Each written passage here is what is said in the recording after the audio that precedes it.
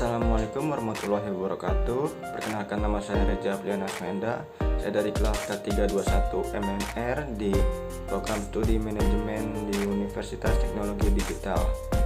Pada kesempatan kali ini saya akan mempresentasikan mengenai mata kuliah etika bisnis. Oke, langsung saja. Dalam setiap kegiatan itu ada aturan tertentu yang harus ditaati, baik aturan tertulis maupun aturan tidak tertulis. Begitu juga di dunia bisnis, ada etika yang harus diikuti agar bisnis bisa berjalan dengan baik. Hal ini biasa disebut dengan etika bisnis. Tanpa etika dalam berbisnis, persaingan antar perusahaan dapat menjadi tidak sehat, konsumen menderita, terjadi pencemaran lingkungan, atau menimbulkan praktek monopoli perdagangan.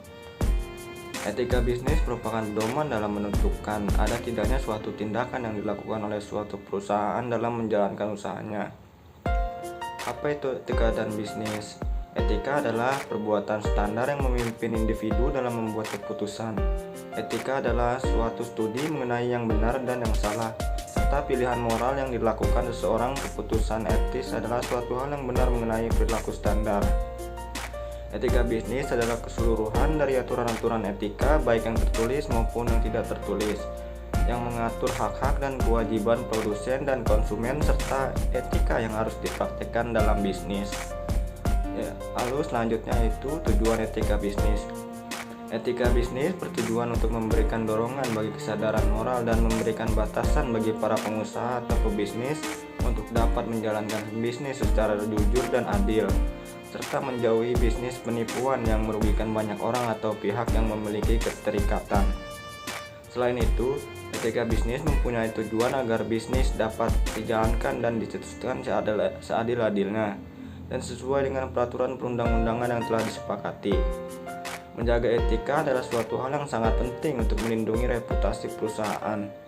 Masalah etika ini selalu dihadapi oleh para manajer dalam keseharian kegiatan bisnis, namun harus dijaga terus-menerus, sebab reputasi sebuah perusahaan yang etis tidak dibentuk dalam waktu pendek, tapi akan terbentuk dalam jangka panjang, dan ini merupakan aset tak ternilai sebagai goodwill bagi sebuah perusahaan, suatu trademark istimewa dalam competitive advantage. Prinsip etika bisnis.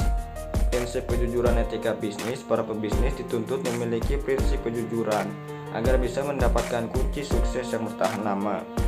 Jika ada pengusaha yang tidak jujur dan curang, kemungkinan besar tidak akan ada pelaku usaha yang mau bekerja sama. Kejujuran sendiri biasanya dikaitkan dengan harga barang yang sudah ditawarkan. Dalam menjalankan bisnis secara modern, kepercayaan konsumen sangatlah penting. Oleh karena itu, para pelaku bisnis didorong untuk memberikan informasi yang nyata kepada konsumen. Selanjutnya ada konsep etika. Etika adalah konsep penilaian sifat kebenaran atau kebaikan dari tindakan sosial berdasarkan kepada tradisi yang dimiliki oleh individu maupun kelompok. Pembentukan etika melalui proses filsafat sehingga etika merupakan bagian dari filsafat. Unsur utama yang membentuk etika adalah moral. Etika hanya mengatur tentang cara manusia dalam bertindak dan tidak memperhatikan kondisi fisik dari manusia. Ruang lingkup etika meliputi analisis dan penerapan konsep mengenai kebenaran, kekeliruan, kebaikan, keburukan, dan tanggung jawab. Pengelompokan etika secara umum terdiri dari etika deskriptif, etika normatif, dan etika deontologi, lalu etika teleologi. Manfaat dari etika adalah adanya pengendalian diri individu yang dapat mempermudah pemenuhan atau kepentingan kelompok sosial. Istilah etika sendiri memiliki kemiripan dan perbedaan dengan beberapa istilah lain, yaitu etik dan etiket. Persamaan antara ketiganya adalah dari segi bentuk serta unsur.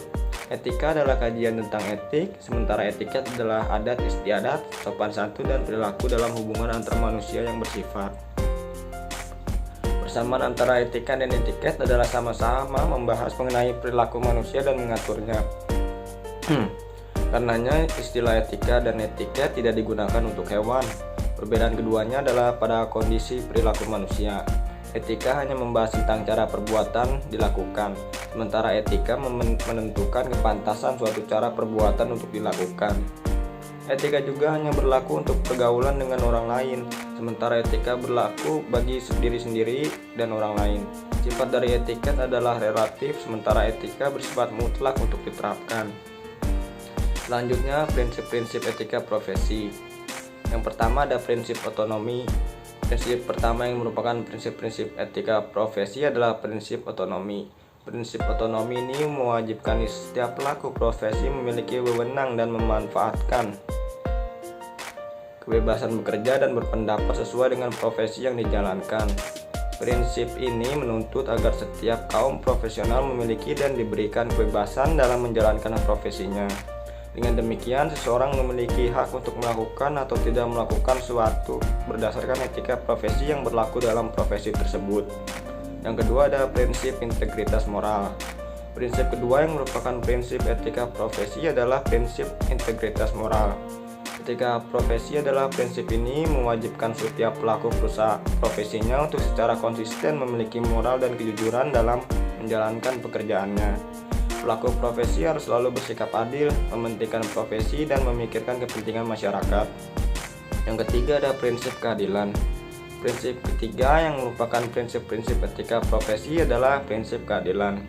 Etika profesi adalah harus menjunjung tinggi prinsip keadilan kepada para anggota profesinya dalam setiap pekerjaan yang dilakukan.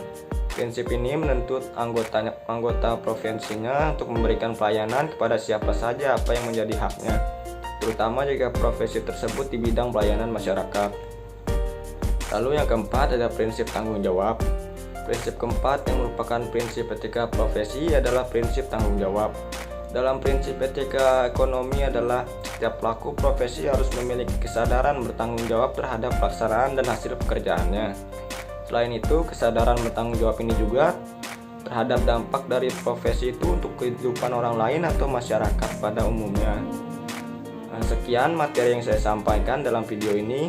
Semoga apa yang baru saya terangkan bermanfaat bagi kita semua, dan kita juga selalu menerapkan etika yang baik dimanapun kita berada. Saya juga ingin mengucapkan terima kasih banyak sebesar-besarnya pada dosen pengampu mata kuliah etika bisnis Bapak Pulung Suryana SE.M yang akan ilmunya yang sudah dibagikan kepada saya dan teman-teman semua. Sekian, terima kasih.